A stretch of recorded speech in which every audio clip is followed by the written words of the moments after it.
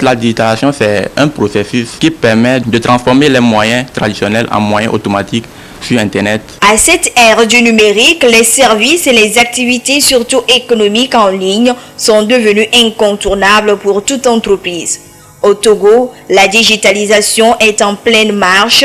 Déjà, nous pouvons noter par exemple la demande en ligne du casier judiciaire et du duplicata du certificat de la nationalité.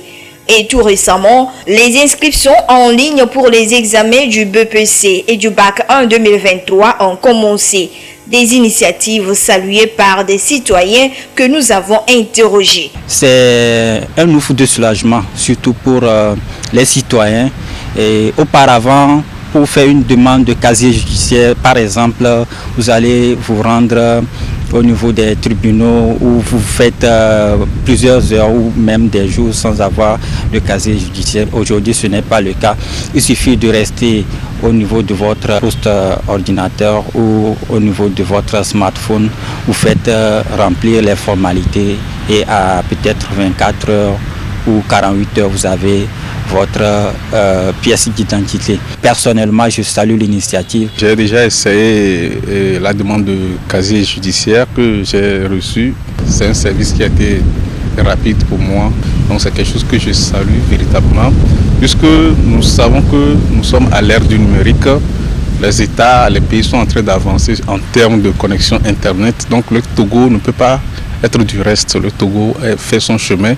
La technologie évolue plus vite et l'introduction des techniques informatiques à ce jour dans les organisations, sociétés ou services offre de nombreuses opportunités aux populations.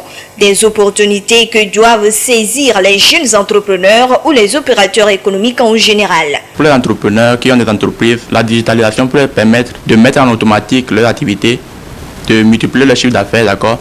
Parce qu'avec la digitalisation, ils peuvent se mettre en relation avec d'autres organisations internationales, gagner d'autres clients à partir d'Internet et comme ça, ils vont tirer de beaux contrats avec. Et pour une digitalisation effective des services publics et autres au Togo, des défis restent à relever. L'appel serait peut-être de trouver les autres services qui vont se positionner sur ce mode de délivrance des pièces. Si l'État, en plus de digitaliser les services, peut accompagner cette digitalisation par la disponibilité de la connexion Internet un peu partout dans le pays, ça peut vraiment aider la population et ça peut aider à augmenter les revenus économiques des services. Par rapport à l'expérience que moi j'ai vécue, vous faites une demande, par exemple vous sélectionnez peut-être la ville ou le moyen par lequel vous devrez recevoir, donc parfois ça traîne un peu, donc sur ces cas-là, au niveau du tribunal jusqu'au niveau de la réception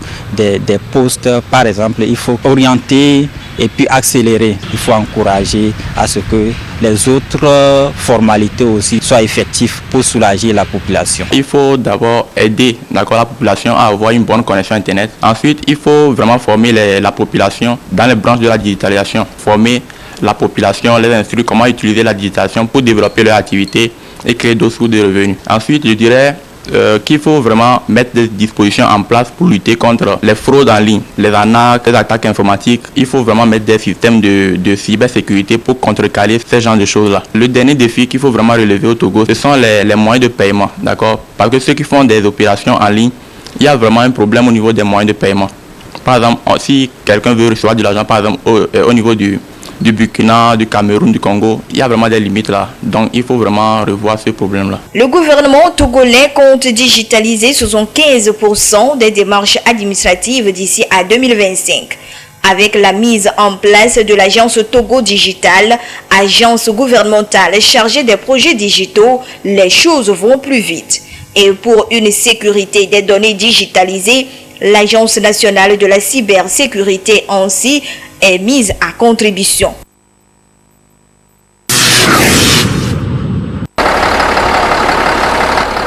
Voilà ainsi lancés les travaux de réaménagement du tronçon Cap-Assieye Feu Tricolore CCL dans la commune Agouenive 1. D'une longueur de 1,3 km, le projet, une fois réalisé, va soulager un tant soit peu les riverains et usagers de la route. L'exécution de ce projet, évalué à 50 millions de francs CFA, a été confiée à la société EB Sosa.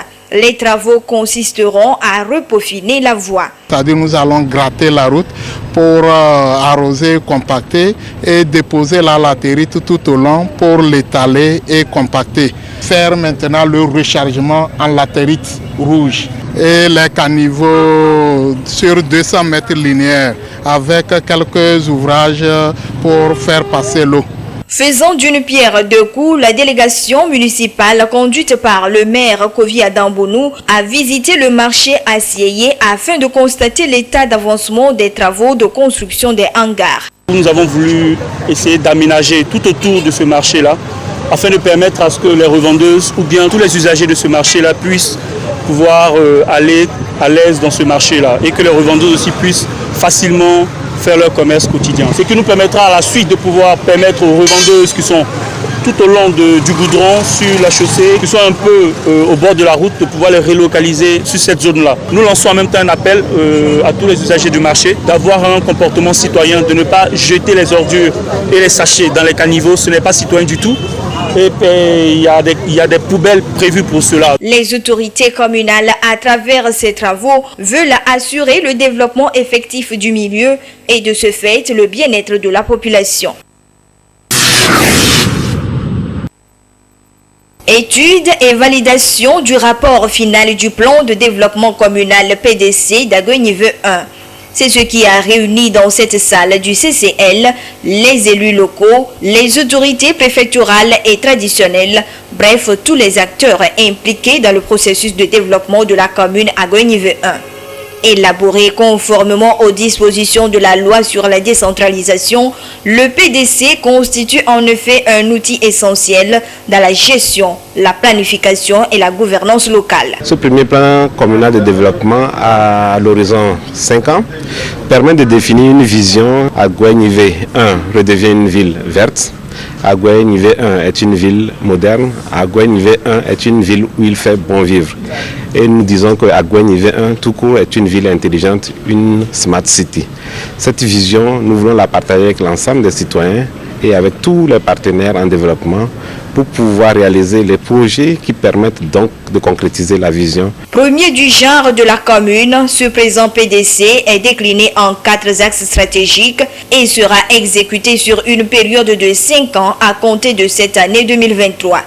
Il prend en compte la vision de la commune et les besoins prioritaires dans différents secteurs. Avoir un cimetière pour la commune d'Agoy-Niveau 1, ça c'est une préoccupation importante des habitants de la commune d'Agoy-Niveau 1, mais également d'avoir des équipements marchands qui soient bien répartis.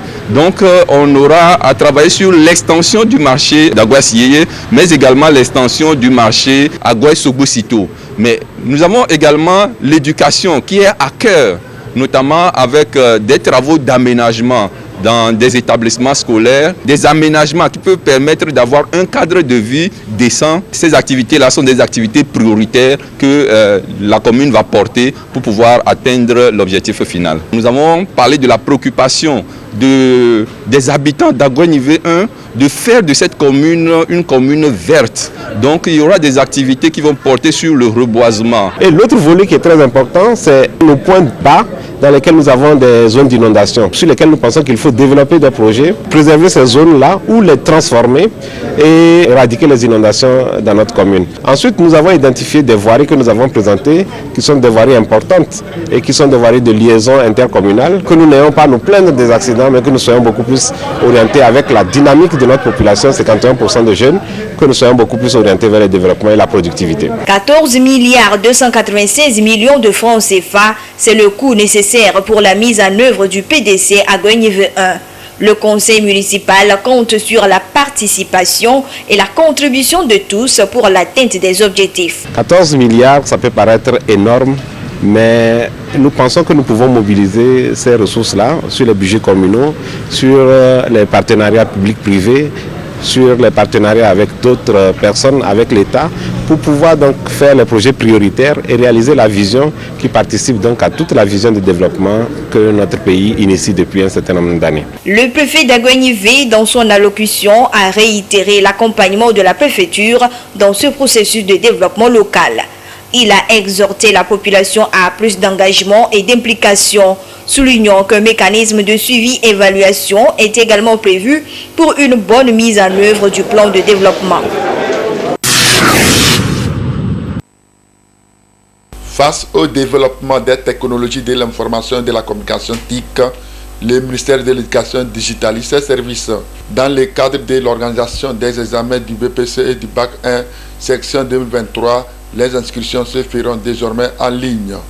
Pour certains chefs d'établissement scolaire, l'opération a plusieurs avantages. Il y a des avantages à inscrire nous-mêmes nos propres candidats. D'abord, ça nous réduit les dépenses quotidiennes que nous faisons pour transporter les dossiers toujours aux examens, à l'inspection d'abord, et après, s'il y a de petits problèmes, on vous interpelle. Et de temps en temps, vous devez descendre et aller vous assurer que vos candidats sont réellement inscrits. Maintenant que le travail se fera par nous-mêmes, ça nous rassure que tous nos élèves sont inscrits et ça nous évite des dépenses supplémentaires. Les candidats n'avaient pas de moyens. La difficulté est qu'il ait son dossier. D'abord, la naissance, le relevé, il y a déjà une difficulté.